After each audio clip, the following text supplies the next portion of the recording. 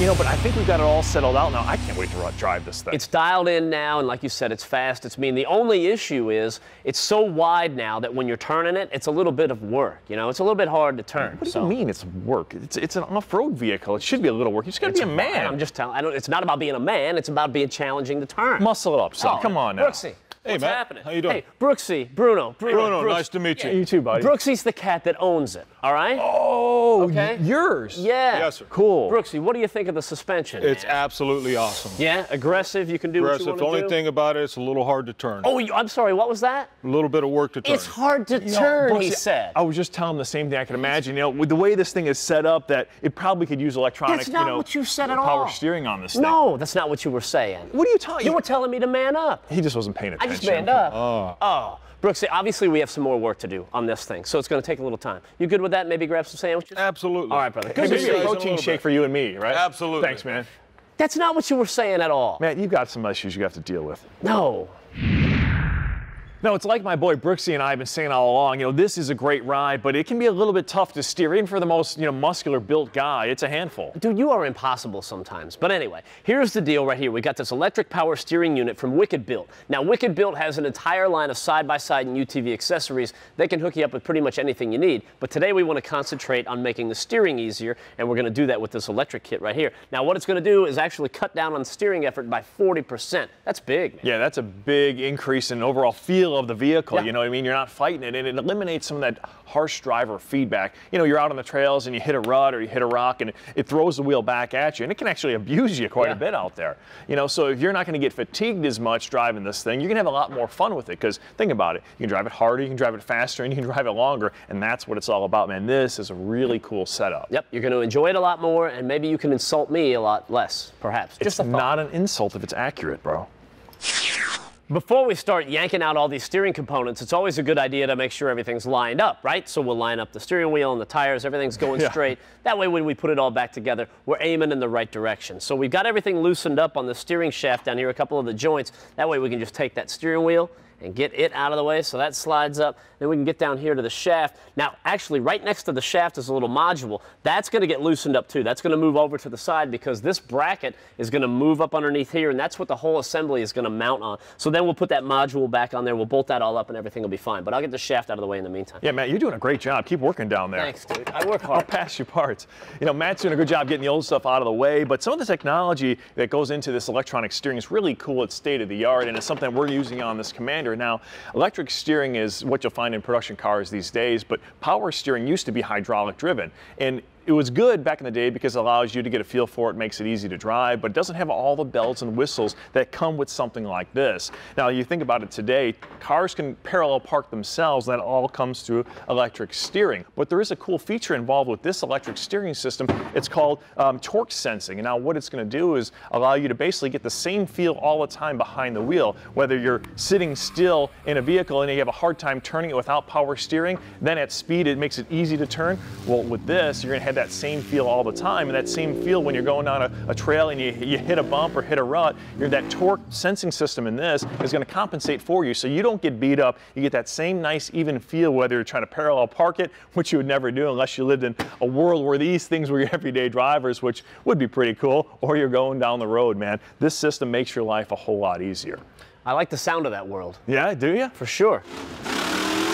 With the module out of the way, we can go ahead and put the mounting bracket in place where it needs to go. Now, you'll notice when the mounting bracket's up there and we tighten it up, right on the back side up against this square channel right here, the steering assembly, there's a hole cut in the mounting bracket. We're going to follow that hole all the way through that square channel right there, because we're going to put a bolt through that, and that's going to give us a lot more support, because you think about it, this unit weighs a couple of pounds and it's got all the torque on there because it's doing all the work, so you want the support bracket down here to be as strong as possible. Once that's all handled, we can get the module back into place, and this thing will be coming together. What I need to do right now is go to break and get caught up on all this work that I've been talking about, but when we come back, we'll be a lot further along.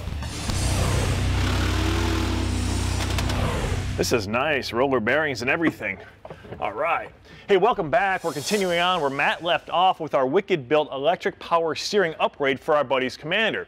Now, Matt had got a lot of the work done on the other side of the firewall. He's got one of his steering shafts in place. He put in our mounting bracket, relocated one of the modules. It's all starting to come together. We got the electric motor set in place. One of the nice things these guys did is you can see that they're actually practical with some of this stuff because they got that motor high and tight up out of the way, so everything's a nice tight fit. Now, the next thing we want to do is we got this set here. We got to kind of clamshell it in place with this bracket and bearing.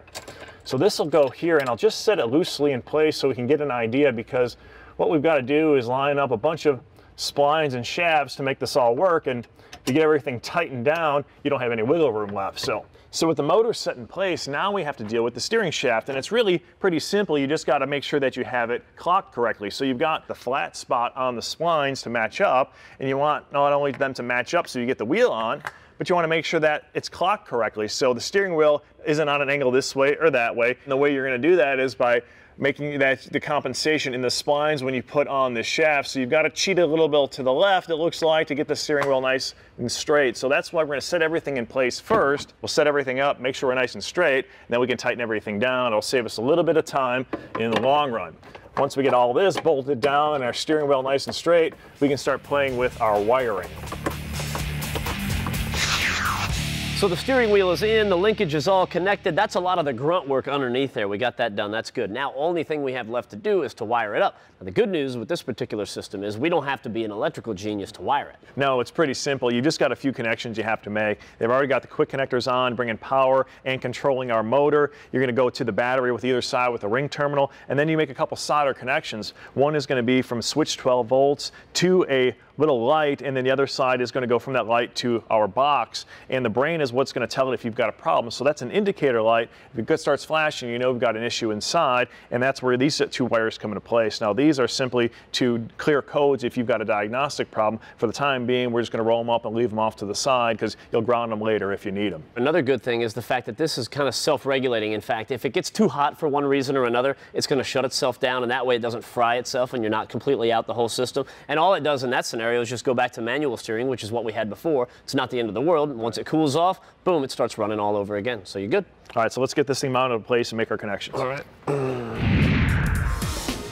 Now we picked our spot for our indicator light right here, and the reason why we chose it down inside is this way if you drive out in the sun, you might not see if it pops on. This way it's in a shaded area and you'll notice it if it kicks on.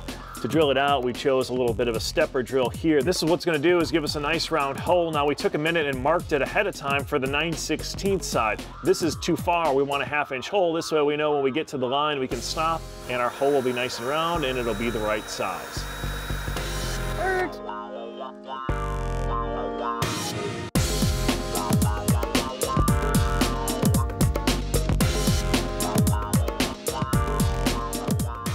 When you're soldering, two things you need to remember. First of all, make sure that you put your shrink sleeve on first. Second of all, make sure you've got plenty of heat in your torch.